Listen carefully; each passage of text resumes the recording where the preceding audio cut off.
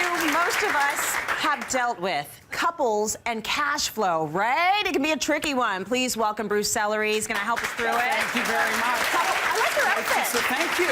It's like the fashion segment. It's coming to life. With City Line, I got to raise my game. Yeah, man. I can't look like the schlubby dad that I really am. You never work look it a little schlubby, bit. but you know, this is a little bit less conservative. I love it. Yeah. Okay, so let's talk about this. I mean, you know, we talk about divorce all the time on the show, and often it comes down to money. Yeah.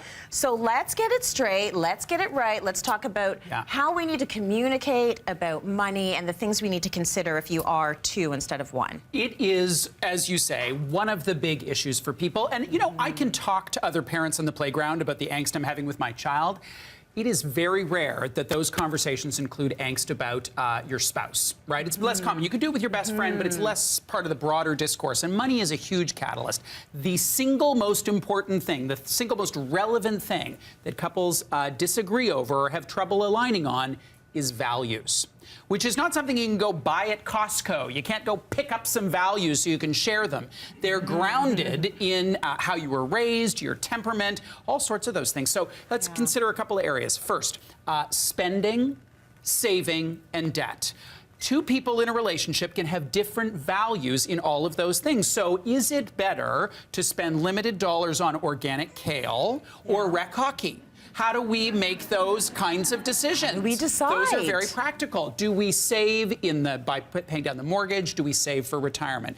Is debt okay? So if you've got one person in the relationship who's like, a couple grand on the credit card, no big deal, and the other person is hyperventilating. Pay it off. Right. We are no longer allowed to eat until we pay off that card. Pay it off. Yeah. So that is a values thing, and that transcends all of the discussions, arguments, and angst. It begins there. So what you're saying is you be aware of your values coming in and know what's important to you, because you're going to have to figure out a priority list when it comes to great marriages have shared values, many shared values, but not the same values. Okay. So it can be great. You sort of look at, there are 10 values and we've got 4 really important ones in common. That's great. That's good enough. So the second thing is it's good enough. Good lot of this is just good enough. Just make it to the finish line. That's it. Even Better if you're crawling. with or without them. I don't know. Let's stick around for another day. Someone get me a glass of wine. Here's the second area is communication, right? So it can be the big stuff. Like I had talked to a dad who said, so is it a bad thing that my wife doesn't know about my second credit card, the bill? The bill of which goes to my work address? And he was like, I don't know, is that bad? Yes, that's bad. Yeah. So that's on the one end of the spectrum. The other thing is, you know, not communicating how much it bothered you that your spouse spent $50 on organic kale for their juice cleanse that Gwyneth recommended, right? Or whatever that is. The third area I'd say is decisions. How do we decide about these things based on our values and communicating? And then the fourth is tasks. So being in a couple, especially if you have kids, there is a lot of stuff to do. There is a never-ending list of stuff to do. So as it relates to money, how are you going to figure out who actually does the stuff? Okay, so these are all decisions you have to make as a couple. Communication, I think, is the big one, because for some reason, people can share about everything, and we know there's lots of oversharing happening on social media.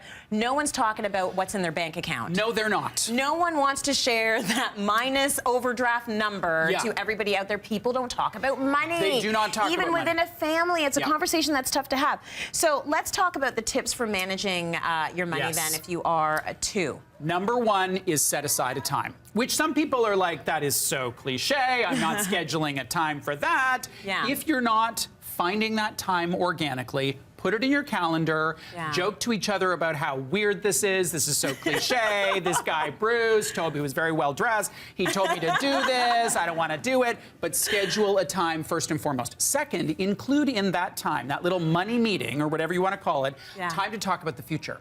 Because so much of these decisions and tasks are located in a bigger context. So things like retirement, vacations, your kids' education, what do you want for the future?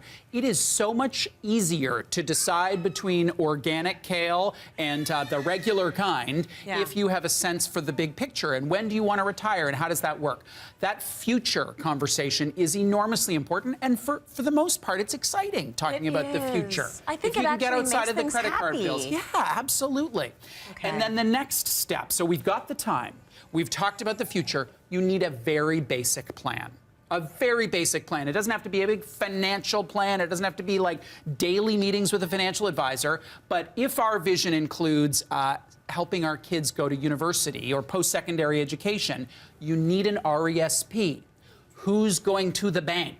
Is that you or is it me? Who's actually going to the bank? You need a basic plan to figure out how those things actually happen. They all went quiet. What happened? They're Did listening. I say something? Are they listening? They're Okay, listening. good. And I like when you say have a basic plan because money doesn't have to be Basic. complicated. No. It's this, okay, we're going to set aside $50 a week or Yeah. $50 a paycheck, and Yeah. then you are going to go to the bank and you are going to deposit it, or we're going to do automatic withdrawal. Yeah. It actually makes things feel happier. And who does and what lighter. is important. In some couples, it's very clear. One person has things that they're good at and they like to do in the Yeah. area of money, so they just do it. For most couples, truly, people don't love to do this stuff, and they may not be very good at it. So it's the lesser of, if neither person in a couple likes to cook or is good at it, someone's got to take the tuna out of the can. Yeah. Someone's got to do that. So with money, it is similar. You need to make those calls, and then I have one final thought, is figure out when you need to agree and when you don't need to agree, when you can just give your partner a win. So here's an example. Dennis wanted a new car.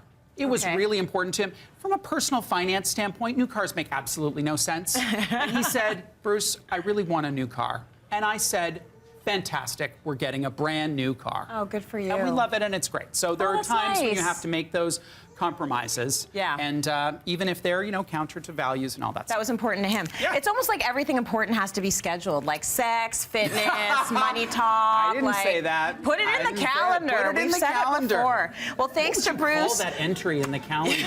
You need a Having code sex word. today at 2 p.m. I don't know. Sometimes calendars Because the are kids shared. swipe through. I know. Thanks to Bruce. TMI. You're all going to be taking home a copy of the latest Money Sense magazine. It is true, right? Not like, no, I don't. Yeah, I do.